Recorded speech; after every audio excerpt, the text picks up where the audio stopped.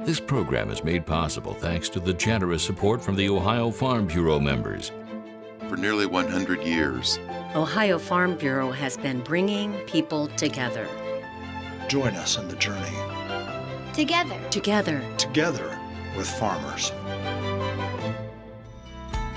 In 8th grade, she became a successful beekeeper. Today, Bethany Carlson is an advocate, educator, and entrepreneur. And she's just getting started. And that keeps her as busy as a, well, you know.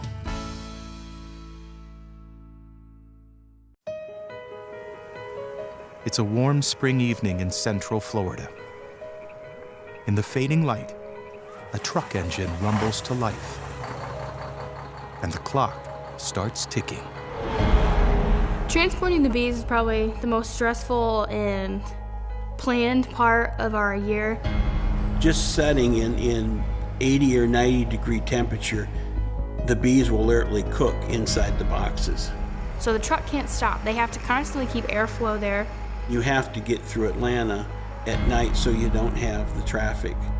There's $100,000 on that truck in bees and equipment. If we lost our bees, I mean, it would be everything. In the growing darkness, the truck is still 45 minutes away from Edgerton, Ohio. Everyone is exhausted from the trip. And then, the bees are home. It's 10:18 p.m., and under a starry night sky, the real work begins. It's important to get them unloaded and get them spread out so they can cool. It's time to suit up, because these bees are not happy campers. They just traveled 1,400 miles on the back of a bumpy semi. Them bees are ready to get off of there. Woo! Dang! It can be so intimidating that you cannot see 6 or 8 inches in front of your face. The bees are so thick, they are in attack mode. If Dad hits a hive really hard and you're close to it, you'll smell bananas. That's actually their attack pheromone. And then immediately we start spreading them out a little bit so they can calm down. The next night we start picking them up and putting them in the other bee yard so their life goes back to normal.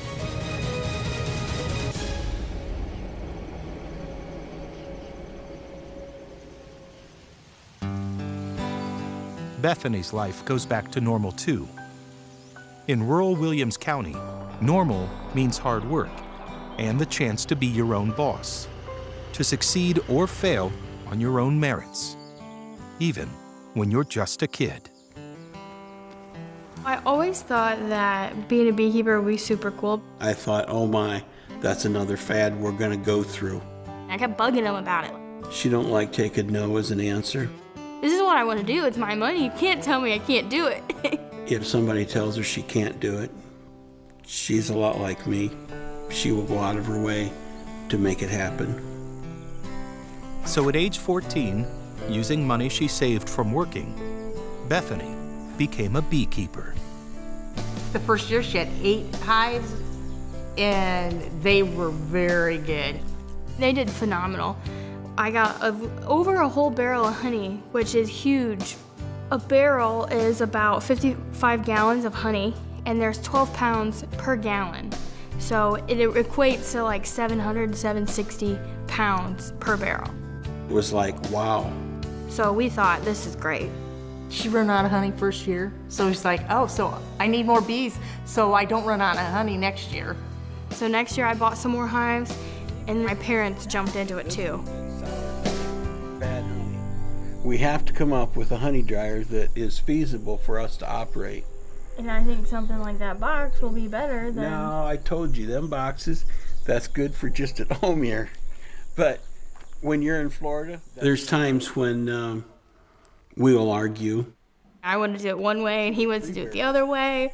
So if you have this wet honey setting out in the sun, it's already starting to ferment when you're only drying 1 barrel. Or if you look at it the other way, it's already starting to... I'm really good at coming up with reasons why I should be right. We are learning this last year that we are partners, financial partners. It's not just always Dad's way. And so I have to learn to adjust as well. And that's been a big adjustment for me. So it's getting better.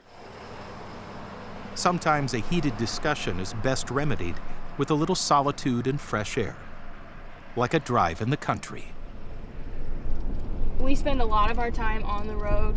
We have about 22 bee yards, and they're spread out all across Williams County, some into Indiana. The main reason we have them spread out is that we don't want to put our eggs in one basket. So if there was an overspray in a particular area, they only get 5% of our bees versus a huge amount. And also, if there's somebody that has a really good bee yard, we want to definitely put at least some bees there so another beekeeper doesn't move in, because there are a lot of beekeepers up and coming, and sometimes it can be territorial. To the uninitiated, it appears that the bees do all the work. Easy money. That's what we thought. You have a hive of bees, you throw some boxes on and come back in the fall and harvest the honey. Well, that's as far as from the truth as possible. It takes a lot of time to nurse them. You've got to be able to open up a hive and read that hive on what them bees need or what they have that they shouldn't have. And it is a non-stop 6 days a week job. People have no clue what goes into their food, what it takes to produce that or to get it. I mean, it just takes tons of hard work.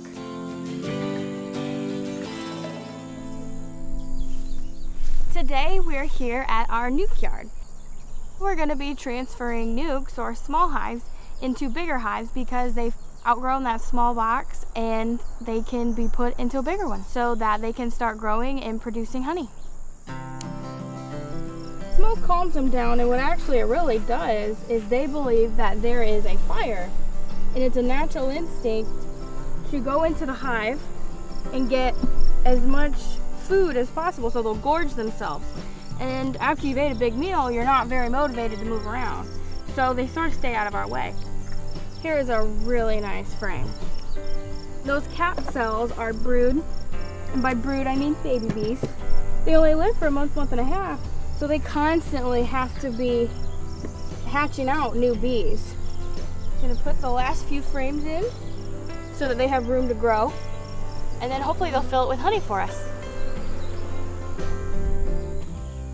The Carlsons take their bees to Florida to pollinate the watermelon crop. They receive a fee for that service. But perhaps more importantly, the bees don't have to cope with the difficult Ohio winters because the bees are having enough problems. Like the time the mites came. I was literally in tears. We pulled into a bee yard and that we was flipping hives. They was dead. I mean, it just like crushes you because you work so hard to keep them alive. You're counting up all the dead hives and the money, the $20,000 or so dollars. It was just, it was a point where I was ready to quit. And when you're not succeeding to your fullest potential, tensions are high. Sometimes you just gotta let it go, and it's hard to let go, to know that you've been whipped. But I refused to give up, so we kept going. Kim wasn't the only one who refused to quit. It's super, super hard, but you have to have that determination to be an entrepreneur. Bethany is a communicator. She loves advocating for bees and sharing her knowledge. And sometimes that means taking her show on the road. One of my favorite things to do is to go to big shows where I'm able to bring a big display. All of my bee pictures, I have a scrapbook, anything bee I've got in this display. And I absolutely love to do things like that because then you get those little kids that ask the coolest questions and you get to show them a bee frame and they get to feel the wax. And usually that's where the family takes home a jar of honey. Not that I try to do it that way, but it's just cool that that's the end of it. They got to learn everything that went into their food. How can they help the bee population? And that's one of my favorite things, because I love talking to people. I love all of that. What is success? Is it money? Is it fame? I don't see any of that. I say it's being happy and being determined on what you want to do. That's success. That's what I see in her. I'm proud of her.